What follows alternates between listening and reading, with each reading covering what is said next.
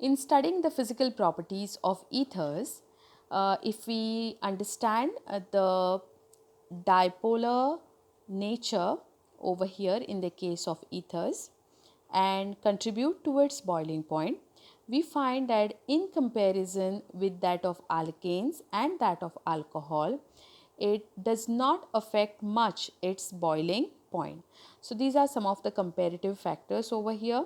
If you go to see, all these three molecules are nearly having the similar molecular mass, but its boiling point is comparatively lesser than that of pentane and that of butanol. Okay, so these are the ones which are taken as an example. So we understand over here that the boiling point of our ethers are comparatively less than that of alkanes and that of alcohols. Talking about the solubility, if we look at the nature of the hydrogen bonding which is formed over here with the water molecule, we can say that it is soluble in water, and it is almost soluble to the proportion at which a alcohol is soluble in water. Let us now study the chemical reactions of ethers. First of all, we have to know that ethers are the least reactive functional group. We are taking only few examples of its chemical reaction, out of which the first one involves the cleavage between carbon and oxygen bond. Okay, so in learning the cleavage over here which is occurring between the carbon and oxygen bond of ethers, we are taking up reaction with hydrogen halide. Now this reaction with hydrogen halide takes up in the drastic condition. You require a presence of concentrated hydrogen halide over here, and that too this concentrated hydrogen halide is required in a excess. So here a general reaction is being shown wherein we have a ether reacting with hydrogen halide. So with the first mole of a hydrogen halide, it's going to give us alkyl halide plus alcohol as our product. Further, this alcohol which is obtained as a product reacts with another mole of hydrogen halide to give us alkyl halide as our product. So overall, if you go to see a reaction, it will be one molecule of ether reacts with two molecules of hydrogen halide to give us 2 moles of alkyl halide and a mole of water. Okay, so basically ether goes to give us alkyl halide as a product with water molecule formed as a byproduct in the reaction. Continuing with this, even the aryl ethers undergo the same reaction. So we have aryl ethers undergoing a reaction with a hydrogen halide to give us a phenol as a product, because know that the cleavage between this carbon and this oxygen is very difficult. Okay, so the cleavage between the alkyl carbon over here and the oxygen take place. Thus alkyl halide is formed and phenol is formed as the another product. Okay, now here we have to understand that if we have a dissimilar groups which are present, even in this case we have a formation of a alkyl halide which is taking place and that of alcohol which is taking place over here. As far as the reactivity of the two groups of the hydrogen halide is concerned, we find that the hydrogen iodide is most reactive as compared to hydrogen bromide, as compared to that of hydrogen chloride.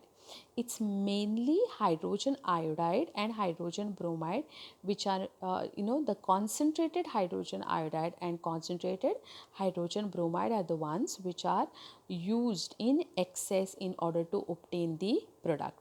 Now there can be always a question which can be asked, like what kind of a alkyl, like for example in this straight reaction that we are having, we are obtaining one to be giving a alkyl halide and the other to be giving a alcohol. Ultimately we know that this will also undergo a subsequent reaction to give us a alkyl halide, but there may be unsymmetrical ethers which can be involved over here. So when there will be unsymmetrical ethers involved, will the reaction proceed to the end in order to give us both giving you alkyl halide, or will it stop at a certain stage? That also we have to No. So in order to understand that, we are taking one more example over here. Look at it. Now in this particular ether, I'm having a tertiary group on one side and I'm having a primary group on one side. When it reacts with a hydrogen iodide, okay, the first thing is that, look at it, you are obtaining methanol over here, and you are obtaining iodine over here, goes along with a tertiary group. Now how is that, what kind of a choice is being made over here, wherein iodine is going to a bigger group and you have a hydrogen coming up to the smaller one? This can be easily understood through the mechanism which we are showing over here. This is the mechanism which is involved. Look at it, students. What we have, this particular ether which is there, the first thing what goes to happen is a protonation. Okay, so from your hydrogen iodide, you have a hydrogen which goes to attack over here first. So thus is going to give you a protonated ether. This protonated ether further undergoes cleavage. Now when it undergoes a cleavage, which is comparatively a slow reaction, cleavage either has to occur over here. If it occurs over here, you are going to give your methanol, and this is the carbocation. If cleavage occurs over here, this is going to be a carbocation, this is going to be the alcohol part. Understand that the cleavage occurring over here will give you a tertiary carbocation, and tertiary carbocation is more stable as compared to that of primary or that of secondary.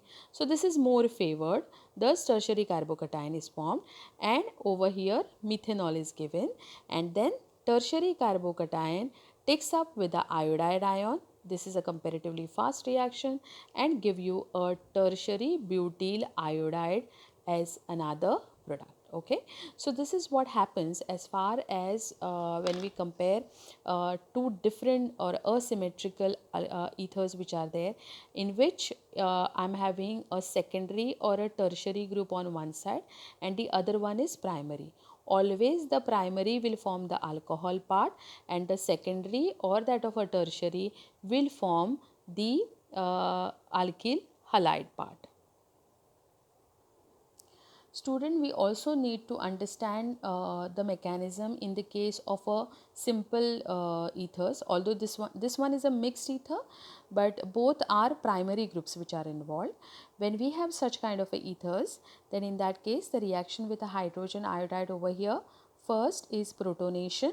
So this is a protonated ether which is obtained.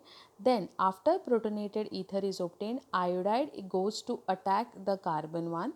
Now which carbon is attacked over here?